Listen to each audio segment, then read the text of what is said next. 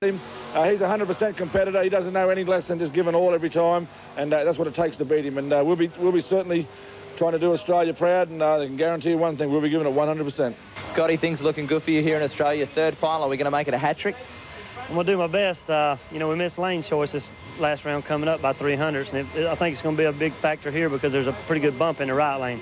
I think we can go out there and probably run a 40, probably a high 40 or a low 40. But I'm pretty sure Victor is going to step on it good in the left lane and probably run a 30-something or maybe a high 20. So I don't have any choice but to stand on it and hope I can get over the bump and it cause me no dilemmas or anything.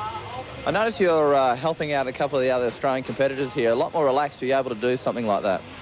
Well, I mean, you know, I've always went by the rule, you know, you live by the sword and die by the sword. But that's meaning that if you can help anybody in the pits, you know, you don't have to die by the sword later. Maybe they help you. But I race a man when he pulls to the starting line, and my hat's off to him if he beats me, and I hope the same for me. But you know, I can help anybody. You know, the favors come back to me later, and if they don't, you know, somewhere around the big circle here, you know, you get paid back for doing good. This is your third racetrack that you've competed at here in Australia. How are you finding the circuits? You know, the crowds are good, the people are good, the tracks are good. I mean, what can I say? The only problem we have with the night racing a little bit is when, you know, the last run, the track, if the heat goes away a little bit, you know, the record runs are there and they're possible. But far too many times the track could get due on it, and these high-powered cars won't go down the track. So, but, you know, it's just something you have to tune for, part of racing. This promises to be one of the best matchups in Australian drag racing history. I'm not just hyping it up. You've got undoubtedly two of the best in the world here, and both of whom are on the cutting edge of technology, both of whom have the runs on the board. You're exactly right with that comment there, David. The best in the world. Victor Bray, who is the speed man, the quickest Doorslammer in the world up until around about 2 months ago when someone in the States ran a little bit quicker than him, but running under slightly different conditions. Victor Bray ran a 6:28 in round 2 at Adelaide. The car has not been quite that quick tonight. Scotty Cannon has run 6.30. If all things go to plan, we could see world record times and speeds here tonight. The great thing about Victor Bray is not just his charisma and also his ability, it's the fact that he is so consistent. He gets down the other end of the track 9.5 times out of 10. Well, that is the case, and there's an old saying in all forms of motorsport, to come first you must finish, and it's the same with drag racing. You've got to get to the other end of the racetrack. This will be one hell of a race.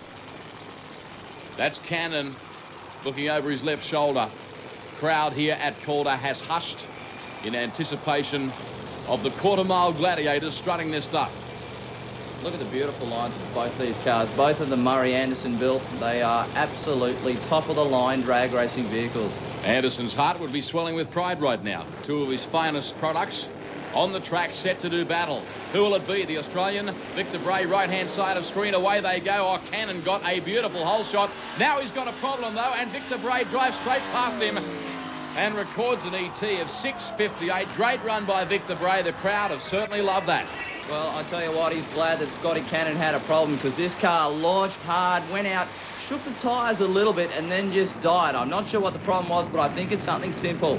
All right, we've got an opportunity now to go down trackside and talk to our winning driver, Victor Bray. Well done, Victor. It's taken 3 attempts, but you finally got it. Yeah, it's good. It's not exactly the way I like to win the races, you know, fast side-by-side finals where with a few thousandths of a second is always the best way to go, obviously. But in drag racing, racing someone like Scotty Cannon, you take him any way you can get him. He had a few problems. I had a few myself. There's no big numbers running the final. But like I say, my win light come on, and that's probably what really matters. On the replay, the car had about a car and a half length on you. It's probably lucky he had a problem. Yeah, over the way that we run the two cars a little bit differently. His car always gets out on me. Most cars do. You know, I run my races run mid-track, top end, and you know, the 225 mile an hour, 226 mile an hour show that. And yeah, I mean, I get used to people getting out on me, but the idea is to reel him back in again. And I had a few problems with my car that run, so I mean, the tune-up seems to be out a bit, or the clutch.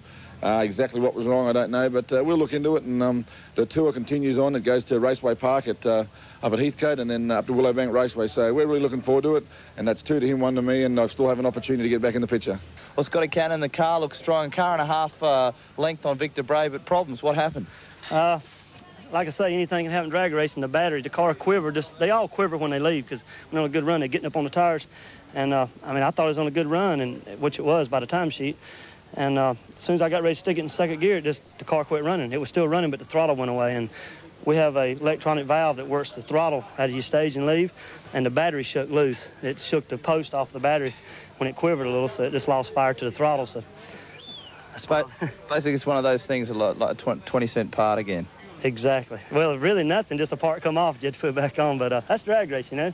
My hat's off to the guy. I mean, I come over here to race the best, and it's like, you know, I think we brought a good package to him, and he's giving a good package back. So I think there's more to come out of this. You know, he deserves to win. The track's a little tricky, and have no excuse. Just one of those things to where it's drag racing. We should have checked it. We'll know to check it next time. Well, like you say, you win some, you lose some. I'm sure you'll be back. Oh, yeah. Not going anywhere. Thanks.